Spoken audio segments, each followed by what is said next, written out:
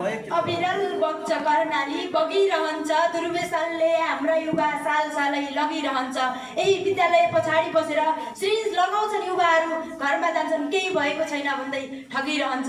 धन्यवाद कुशल कार्यक्रम सञ्चालक दिदी सुनिता रोकाया, यस कार्यक्रमका सभापति महोदय, प्रमुख अतिथि, विशिष्ट अतिथि लगायत अन्य अतिथिहरू, दुधको दुध र पानीको पानी छुट्याउँछु भनेर बस्नुभएका निष्पक्ष निर्णायक मण्डलहरू, मस्तिष्कमा सकारात्मक सोच र मनमा केही गर्न सक्छु भन्ने आँट लिएर यहाँ प्रतिस्पर्धामा आउनुभएका मेरा प्रतिस्पर्धी मित्रहरू तथा कार्यक्रमलाई सभ्य र भव्य बनाउन मलाई पछाडिबाट अप्रत्यक्ष रूपमा हौसला दिन कार्यक्रममा आउनुभएका मेरा अप्रतिस्पर्धी मित्रहरू सम्पूर्णमा म कल्पना थापाको तर्फबाट स्वीकार्नुहोस् न्यानो अभिवादन। आज मिति 2081 साल चैत्र 12 गते हुन गइरहेको यस वक्तृत्व कला प्रतियोगितामा म आफूले भाग लिन पाउँदा, सहभागी हुन पाउँदा, आफ्ना विचारहरू प्रस्तुत गर्न पाउँदा आफूले आफूलाई एकदमै गौरवशाली ठान्दछु।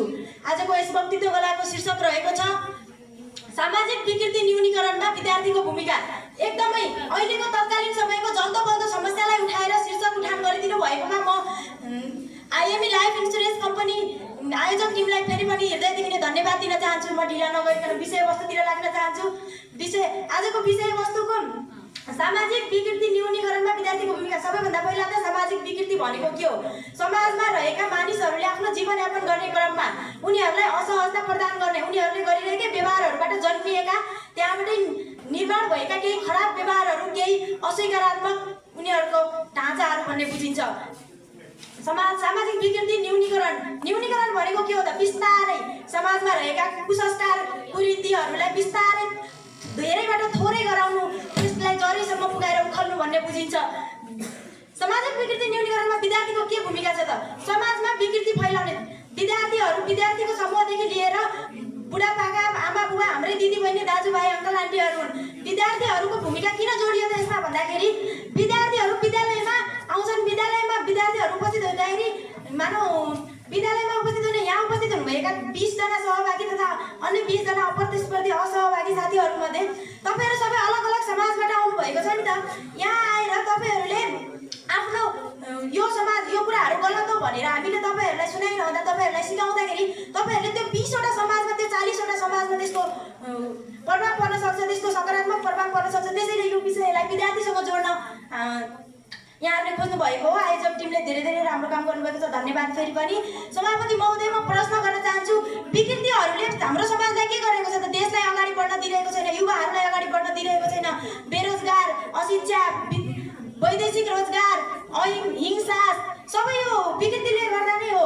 अब अहिले पछिल्लो समयको एकदमै जल्दोबल्दो समस्या भनेको दुर्व्यसन भन्दा पनि अझै जल्दोबल्दो समस्या भनेको युवाहरू विदेश जाने। हाम्रो देशमा त राम्रो सक्षम युवाहरू उत्पादन मात्रै हुन्छ, विदेशमा काम गर्नको लागि सक्षम युवा कहाँ पाइन्छ भने त नेपालमा पाइन्छ नि, नेपालबाट ल्याउनुपर्छ भन्ने त अहिले त सबैको उनै भइसक्यो। नेपालमा रोजगारी नभएको होइन, नेपालको जुन भ्रष्टाचारले गर्दाखेरि, यो पछिल्लो समयमा भ्रष्टाचारले गर्दाखेरि आफ्नो श्रम अनुसारको तलब नपाउने हुनाले उनीहरू विदेशिएका हुन्।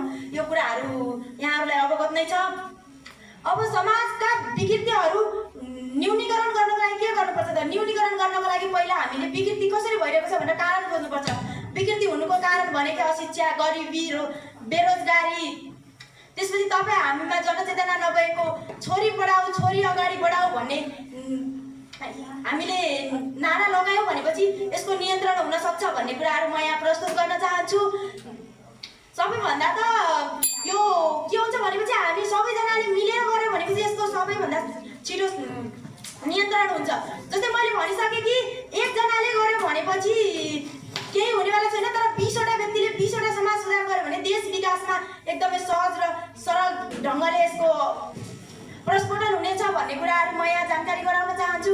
मैले यहाँ मञ्चमा आएर बोलिरहँदा केही कमी कमजोरी भयो होला, केही गल्ती भयो होला, माफ गरिदिनु होला। मेरो देश डुब्न लाग्यो, किनारा लगाइदेऊ, छौकी कोही शिक्षित विकृति हटाइदेऊ। धन्यवाद।